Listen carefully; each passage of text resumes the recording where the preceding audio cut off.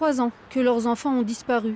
Elliot, 18 ans, et Mathis, 17 ans, étaient passagers ce 6 janvier 2023.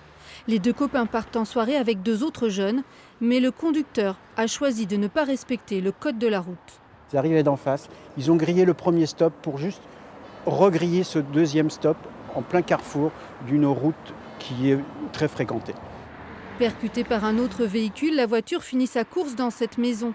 Mathis décédera sur le coup.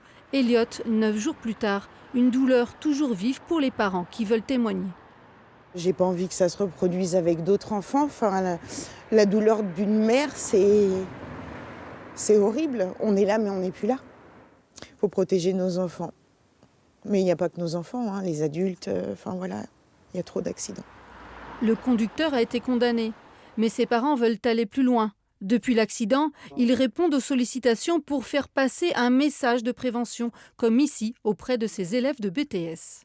À 21h40, on sonne à la porte devant moi, figé. Je vois les gendarmes, la mairesse et un ami du village. Mon sang se glace. Je sais, à ce moment-là, que quelque chose de grave vient de se produire. Mais pour que ça s'arrête, il faut que chacun prenne ses responsabilités. Pour moi, les jeunes, ils se sentent un peu immortels au volant de leur voiture.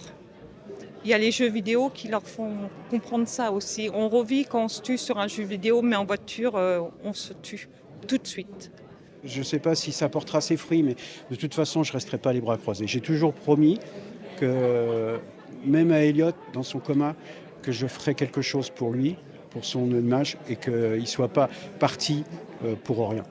Un témoignage choc qui marque les élèves tout juste en âge de conduire. Plusieurs ont déjà été personnellement confrontés aux accidents de la route.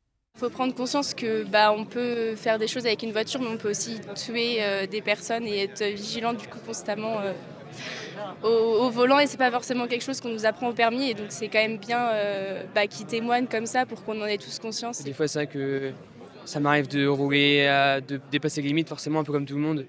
Mais là, c'est sûr que du coup on voit plus la route de la même manière et puis on est plus conscient de ce qui se passe sur la route. D'autant que les chiffres sont mauvais en Maine-et-Loire, avec 46 tués sur les routes l'an dernier, un record depuis 15 ans. À Martigny-Briand, une plaque discrète vient d'être posée pour graver ce drame dans les mémoires.